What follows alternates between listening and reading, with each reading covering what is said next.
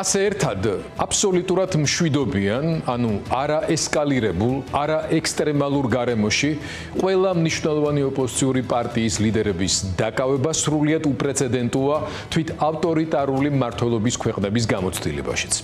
როგორც ჩანს, ივანიშვილი და მისი მოსკოველი პატრონები თვლიან, რომ მალე მოუწევთ ისეთი გადაწყვეტილებების მიღება, ან იმდენად შეიცვლება რეგიონში გეოპოლიტიკური რეალობა, რომ ოპოზიციურ ველზე დარჩენილი სამწუხარო დაქსაქსული და ზოგჯერ ერთმანეთთან უკიდურესად დაპირისპირებული ძალებიც კი შეიძლება მნიშვნელოვან მამობილიზებელ ფაქტორებად გადაიქცნენ. ამიტომაც გადავიდა რეჟიმი დემოკრატიულ ინსტიტუტებზე შეტევის ასეთ აგრესიულ, შეიძლება ითქვას, საბოლოო და კრიტიკულ ფაზაში. დარტყმები ერთდროულად ხორციელდება პარტიების, მედიის და არასამთავრობო ორგანიზაციების მისამართით, რომელსაც ფონად გასდევს საქართველოს უახლესი ისტორიისთვის სრულიად არაბუნებრივი და უპრეცედენტო შეტევა დასავლეთის დიპლომატიურ კორპუსზე, ზოგადად დასავლურ ინსტიტუტებზე. ცალკეული პრეცედენტებით იქმნება კლიმატი, რომელშიც არა მარტო აქტივისტების, დაცულობის მაღალი გარანტიების მქონე დიპლომატიური წარმომადგენლობების ფიზიკური უსაფრთხოებაც კი კითხვის ნიშნის ქვეშ დგება. მიზანი ასეთი საყოველთაო განწყობის პროექცირება, რომლის შედეგადაც უნდა გაჩნდეს განცდა, რომ საქართველოს დასავლეთთან არანაირი კავშირი აღარ აქვს და რომ აქ მედასავლეთე ქართველების ადგილი საერთოდ არ არის. პარალელურად, ლიდერების იზოლაციის მიზანია საჯარო პოლიტიკის ველი მთლიანად მოსუფთავდეს. უნდა დარჩეს მხოლოდ სტერილური, ავტორიტარული სისტემის თამაშის წესებს სრულად დამორჩილებული სუბიექტები, რომლებიც ფორმით შეიძლება მსგავსებას ატარებდნენ, მაგრამ საერთო არაფერი აქვთ რეალურ სისტემასთან შეუგუებელ პოლიტიკურ შინაარსთან. უკვე დაკავებულ ან დასაჭირად გამზადებულ პოლიტიკურ ლიდერებს ბევრი რამ აქვს საერთო. ისევე როგორც პერსონალური თავისებურებები. ასეა ახალ მიჯილ დაკავებულებთან მიმართებაშიც. დღეს პირველი ვიზედაც განაჩენი გამოცხადდა უკვე პატიმრობაში მყოფი ზურა ჯაფარიძე იყო. მიუხედავად იმისა, რომ ზურა ცდილობს სხვებს მიცეს მხნეობის და შეუგუებლობის მაგალითი, ბევრმა შეიძლება არ იცის, რამდენად მძიმეა მისთვის მისი ცხოვრების ამ კონკრეტულ მონაკვეთში პატიმრობაში ყოფნა. ვიცი რა მისი ასაკოვანი დედი ჯანმრთელობის მდგომარეობა, არა ქართველობის, უბრალოდ ზოგად საკაცობრიო ადამიანური მორალის და ემპათიის მქონე ადამიანისთვის რთულად ასახსნელი არ უნდა იყოს თუ რა ცეცხლი ტრიალებს ახლა მის გულში და გონებაში, როდესაც დედის გვერდით ყოფნას ვერ ახერხებს.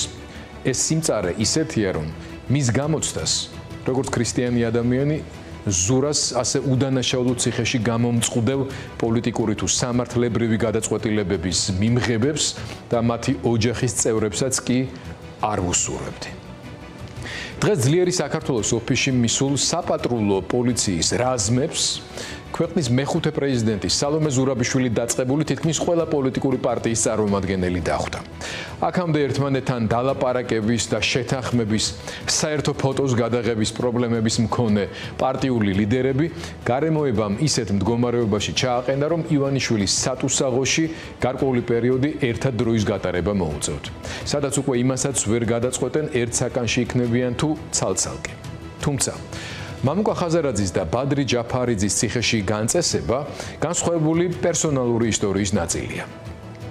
მიუხედავად იმისა, რომ ჩვენერ ქვეყნებში პოლიტიკოსების პატიმრობა პოლიტიკურ ლიდერებად კურთხევის ერთგვარი აუცილებელი წინაპირობა გახდა, მამუკას და ბადრის შემთხვევაში ბიძინა თავისდაუნებურად ძალიან მნიშვნელოვან საჩუქარს უკეთებს მისგან ასე მოძულებულ ერთდროს ქართული ბიზნესის გამოკვეთილ ნამდვილ ლიდერებს.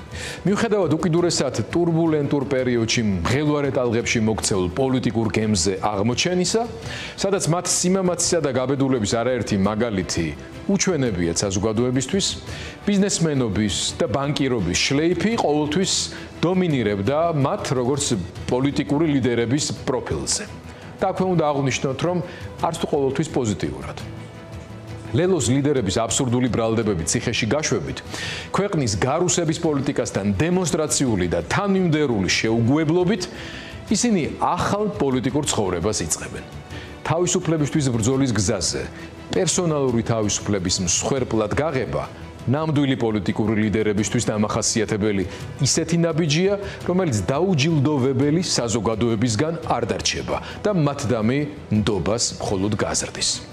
ლელოს ლიდერების, ისევ როგორც ოცნების ყოფილი პრემიერ-მინისტრის კახარიას ციხისთვის გამეტება სრულიად განსხვავებული და განსაკუთრებული მოვლენაა. არა მარტო ჩვენი საზოგადოების იმ ნაწილისთვის, რომლებსაც დემოკრატიული სტაბილიზაციის გარკვეული იმედები ჯერ კიდევ შენარჩუნებული ჰქონდათ და ივანიშვილის ბიჭების გამოვლენილ რადიკალიზმს ბიძინას დროებითი ტაქტიკური სულების ნაწილად მიიჩნევდნენ. ნაცური წარსულის არ მქონე, ცენტრისტული პოზიციების მქონე, ეგრეთ წოდებული შუაში სტურად განწყობილი ელექტორატის ინტერესების გამომხატველი ჯგუფების ლიდერების დაპატიმრება და მეტიც 15 წლიანი მუხლის წაყენება მთლიანად ცვლის რეალობის აღქმას და მოლოდინებს. პირველ რიგში საერთაშორისო საზოგადოებისთვის ნათელი ხდება, რომ როცა კრიტიკულად განწყობილ, მაგრამ მაინც ამ ძიმედ დაზიანებულ, თუმცა საარჩევნო პროცესში მონაწილეობის მომხრე ლიდერებსაც ციხეში უშვებენ, ამის გამკეთებლებთან რაიმე ტიპის კონსენსუსურ მოლაპარაკებებზე ფიქრს აზრი ეკარგება და ასეთ რეჟიმთან სხვა ენაზე საუბარი და მოქმედებაა საჭირო. მეორე კომპონენტი საჯარო სექტორი, რომელიც ხედავს, რომ ნაცური წარსული მართლა არაფერ შუაშია. და საკმარისია რამე გააკეთო, რაც საქართველოს ინტერესებშია და პროფესიული სინდისი კარნახობს და ავტომატურად რუსს არ მოეწონება, რომ ბიძინას რეჟიმისთვის უკვე მიუღებელი ხდები და რეპრესიას ექვემდებარები. და მესამე ეს პატიმრობები ასევე გზავნილია ბიზნეს საზოგადოებისთვის, რომელიც ხვდება, რომ არანაირი შუალედური ტრანზაქციული მოდელი არ იმუშავებს. ან ფესბეშნიკურ კრიმინალური მაფიოზური სისტემა, სადაც არავის ქონება, კაპიტალი, ბიზნესი, თავისუფლება და თვით სიცოცხლეც კი გაცული არ იქნება და სადაც ჯერ კიდევ შეიძლება ფულის კეთება, თუმცა შვილების გაზრდა უკვე აღარ. იმ აბსოლუტურად რეალური პერსპექტივით, რომ ეს ქვეყანა ამ ტრაექტორით კიდევ უფრო გაღარიბდება და ფულის კეთებაც შეუძლებელი გახდება ქვეყანაში უმძიმესი პოლიტიკური კლიმატის გამო. ცივი სამოქალაქო ომი გადამწყვეტ ფაზაში შედის, რასაც მათ შორის ოპოზიციის მხრიდან შექმნილი ვითარების ხელახლა გააზრება და რაც თავარია საერთო სტრატეგიაზე ჩამოყალიბება და შეთანხმება ჭირდება. რაც უფრო მკაცრია რეპრესია, მით უფრო მკაფიო ხდება ამ სისტემის გარდაუვალი დასასრული და მით უფრო ახლოვდება ახალი ეტაპი, სადაც ძალადობას ერთიანობა, შიშს კი მოქმედება დაამარცხებს. შესაძლოა რეპრესიების ეს ტალღა ბევრ თქვენგანს პესიმისტურ განწყობაზე გაყენებთ, მაგრამ დაპატიმრებული ლიდერების ადგილი არ დარჩება ცარიელი. მათ ადგილს დაიკავებენ მოქალაქეები, რომლებიც ხედავენ, რომ დუმილი უკვე დანაშაულია. სწორედ ეს მძიმე ნაბიჯები შეიძლება გახდეს საზოგადოების გაღვიძების გადამწყვეტი კატალიზატორი. პესიმიზმი გონების დონეზე, ოპტიმიზმი ნების დონეზე. ცნობილი მოაზროვნის ეს სიტყვები დღეს უკვე უკიდურესად შეზღუდული არჩევანის ფონზე პოზიციის აუცილებლობას გამოხატავს. ერთობის, ერთიანი ნების და მოქმედების დროა. მანამ სანამ თავისუფლებას კიდევ აქვს შანსი.